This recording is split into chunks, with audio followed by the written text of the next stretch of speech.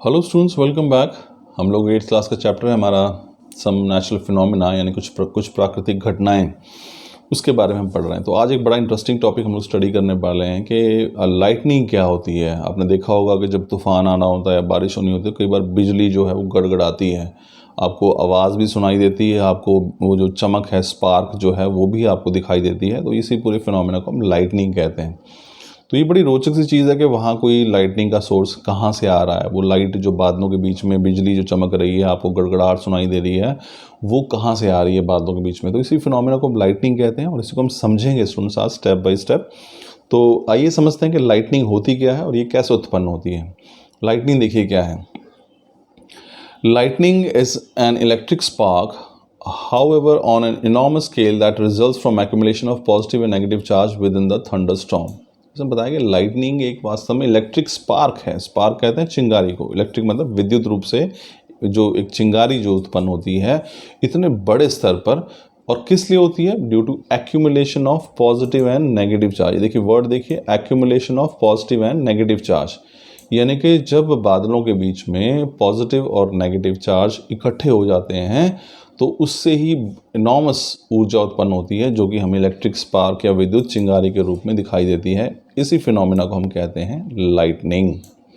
अब लाइटनिंग में देखिए हमारे पास ये देख सकते हैं आप, यहाँ पे डायग्राम यहाँ बनाया हुआ है। यहाँ पे लाइटनिंग को दर्शाने की कोशिश की है, बादल हैं और इस प्रकार से लाइटनिंग जो है वो देखने को मिलती है। अब इसके पीछे की साइंस पढ़ते हैं स्टूडेंट्स, अब कि लाइटनिंग एक्चुअली में होती कैसे है। ठीक है, व्हाट कॉजेज लाइटनिंग, कि आखिर ये जो लाइटनिंग है, जो बिजली कौंधती है जब बारिश आनी होती है, तूफान आता है, तो उस समय ये इसका कारण क्या है। देखिए क्या है, टॉपिक है what causes lightning. It is often seen as a bright flash of light in clouds followed by sound called thunder. तो आमतौर पर जो बिजली जो आपको नज़र, जिसको आप कहते हैं बिजली कौंध रही है, जो चमक आपको दिखाई देती है, वो एक ब्राइट फ्लैश के रूप में, एक बड़ी तेज़ रोशनी के रूप में दिखाई देती है बादलों के बीच में, जिसके बाद थोड़े समय बाद आपको साउंड भी नज़र आती है और उस साउंड को हम क्या कहते हैं? थंडर कहते हैं। ठीक है, तो इसी को थंडर कहा जाता है। जब लाइटनिंग होती है फिर साउंड प्रोड्यूस हो रही है। This bright flash of light is known as lightning. और ये जो आपको बिजली की तरह चमकती हुई रोशनी दिखाई देती है बादलों के बीच में, इसी को हम कहते हैं lightning. So lightning is an electric discharge in the atmosphere that happens when two opposite charges clouds collide or when a charged cloud collides with the earth. तो ये लाइटनिंग तब देखने को मिलती है जब एटमॉस्फेयर के अंदर, जो वायुमंडल के अंदर, दो अपोजिट चार्जेस, पॉजिटिव और नेगेटिव चार्जेस जो हैं वो कोलाइड करते हैं, आपस में टकरा जाते हैं। ठीक है ना। तो हमारे यहाँ देखिए बहुत एनवायरनमेंट के अंदर भी बहुत सारे धूल मिट्टी कण हैं, बहुत सारे कण पाए जाते हैं जिन पे कुछ ना कुछ विशेष रूप से चार्ज जो है, आवेश जो है वो होता है। वो कोई गैस भी हो सकती है, चार्ज्ड गैस भी हो सकती है। तो इस प्रकार से जब ये चार्जेस, पॉजिटिव और नेगेटिव चार्ज जब बादलों के बीच में आपस में टकराते हैं, तो इसी से ये बिजली जो है वो उत्पन्न होती है। It is caused by electric charge in the atmosphere. तो इलेक्ट्रिक चार्जेस जब आपस में इंटरेक्ट करते हैं तो इसी से जो ये थंडरस्टॉर्म है, जो बिजली है और जो आवाज़ गड़गड़ाहट आपको सुनाई देती है, उसी की वजह से आपको ये लाइटनिंग प्रोसेस जो देखने को मिलता है। अब देखिए पूरे के पूरे प्रोसेस को हम इस कुछ स्टेप्स में पढ़ेंगे कि आखिर बादलों के अंदर ये जो बिजली और जो थंडरस्टॉर्म्स को आप कहते हैं, जो साउंड आपको सुनाई देती है, वो किस प्रकार से। तो ये को हमने 7 पॉइंट्स में डिवाइड किया है और हर टॉपिक के साथ आपको एक डायग्राम भी देखने को मिलेगी जो आपके ये कंसेप्ट को क्लियर कर देगी। अब देखिए पहला तरीका क्या है, पहला स्टेप क्या होता है। When a thunderstorm happens, the air current moves upward and water droplets move down as shown. अब जब भी थंडरस्टॉर्म आना होता है, कोई तूफान या बादल बारिश का मौसम बनता है, तो उसमें क्या होता है हमारे पास, आप देख सकते हैं जो एयर करंट, जो वायु है, वो ऊपर की ओर जाती है। अब यहाँ पे देख सकते हैं ये जो रेड कलर में यहाँ पे दिखा रहा हूँ मैं, यहाँ पे ये वायु है, एयर है, जो कि ऊपर जा रही है ना। और बादलों में से जो पानी की बूंदें हैं, वाटर ड्रॉपलेट्स है, वो नीचे आ रही हैं। अब दोनों में एरो के निशान देख सकते हैं। एयर जो है वो ऊपर की तरफ जा रही है, यहाँ पे ये देख सकते हैं। यहाँ पे ये देखिए एयर है, ये ऊपर की तरफ जा रही है ना। और यहाँ पे जो वाटर ड्रॉपलेट्स हैं, बादलों में से जो पानी की बूंदें हैं, वो नीचे की ओर आ रही हैं। तो ये जो चीज़ आप यहाँ देख रहे हैं स्टूडेंट्स, यहाँ पे तो एक ये पहली घटना है। पहली घटना क्या होती है कि जब थंडरस्टॉर्म होता है, जब इस तरह से तूफान आते हैं, तो जो वायु है वो ऊपर की ओर उठती है और जो बादलों में से पानी की बूंदें हैं वो नीचे की ओर आती हैं। चलिए सेकंड स्टेप देखते हैं। The sudden movement of air current causes separation of charges in the atmosphere. ये जो अचानक से जो मूवमेंट होती हैं हवा की, वायु की, ये करती हैं चार्जेस की सेपरेशन कर देती हैं एटमॉस्फेयर, वायुमंडल के अंदर चार्ज को अलग कर देती हैं। मैंने आपको बताया था कि इंडक्शन एक प्रोसेस है जिसके ज़रिए चार्ज अलग हो जाते हैं जब आप उनको एक दूसरे के नज़दीक वो होते हैं, ठीक है ना। तो ये जो सडन मूवमेंट है, जो वायु का जो ऊपर उठना है अचानक से, ये चार्जेस को अलग कर देता है।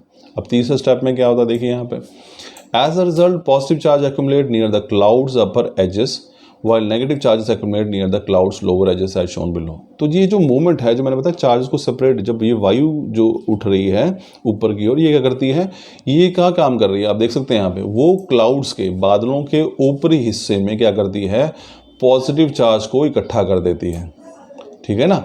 और इसी जो बादलों के निचले हिस्से पे कौन सा चार्ज इकट्ठा होता है, नेगेटिव। ये चार्ज की सेपरेशन हो गई स्टूडेंट्स, आप यहाँ देख सकते हैं, ठीक है ना।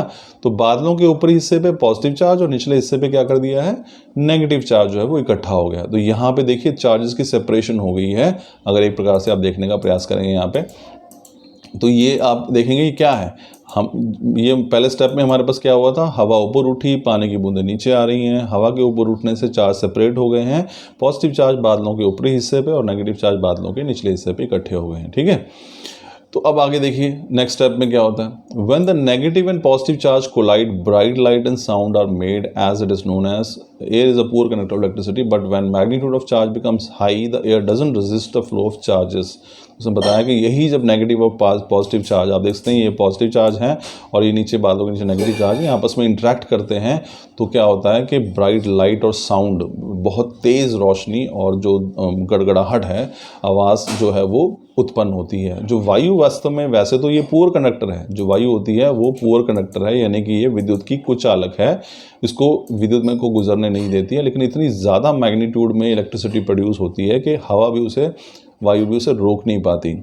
Hence positive and negative charge being the opposite charges attract each other and streak of light are formed. तो इसी की वजह से क्या होता है, जब पॉजिटिव और नेगेटिव चार्ज हैं वो एक दूसरे को अट्रैक्ट करते हैं और एक बहुत तेज़ स्ट्रीक जो है, लंबी, देखी होगी आपने बिजली में जो बनती है, आपको कौनती हुई नज़र आती है, वो उत्पन्न होती है और लाइटनिंग जो है आपको नज़र आती है, ठीक है ना। Streak appears to the observer like lightning and so the process is named electric discharge. तो ये जो स्ट्रीक है आपको, जो नज़र, रोशनी की जो लंबी सी लाइन नज़र आपको आती है बादलों के बीच में, उसी को हम लाइटनिंग कहते हैं और इसी फिनोमेना को क्या कहा जाता है, इलेक्ट्रिक डिस्चार्ज भी कहा जाता है।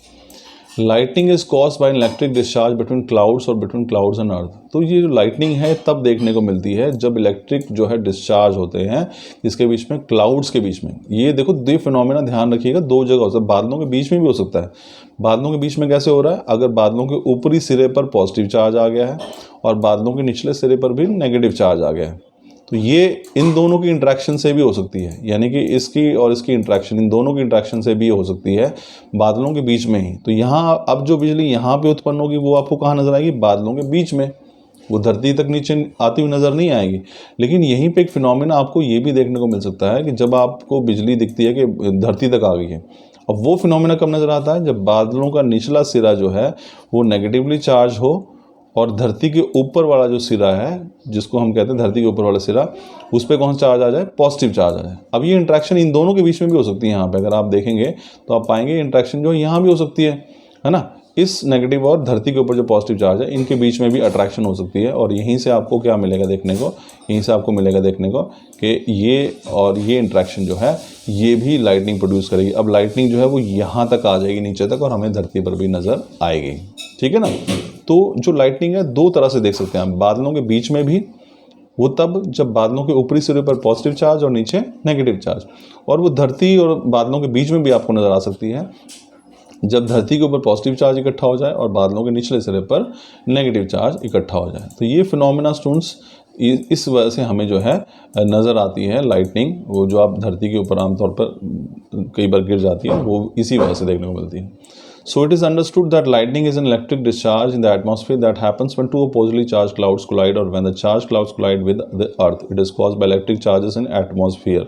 तो हम इससे बिल्कुल स्पष्ट रूप से समझ सकते हैं कि लाइटनिंग तब देखने को मिलती है जब अपोजिट चार्जेस, जैसे पॉजिटिव और नेगेटिव चार्ज क्लाउड्स के बीच में या फिर क्लाउड और धरती के बीच में आपस में इंटरेक्ट करते हैं, तो उसी से लाइटनिंग देखने को मिलती है।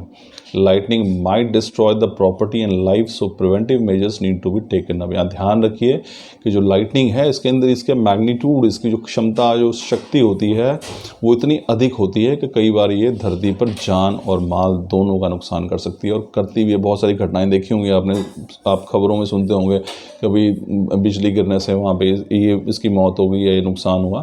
तो ये सारे फिनोमेना आपको लाइटनिंग से ही देखने को मिलते हैं। तो स्टूडेंट्स, ये हमारा आज का टॉपिक था कि लाइटनिंग होती क्या है और ये किस प्रकार से उत्पन्न होती है, बादलों के बीच में या फिर बादलों और धरती के बीच में। तो आई एम श्योर आपको टॉपिक समझ में आया होगा। Thank you.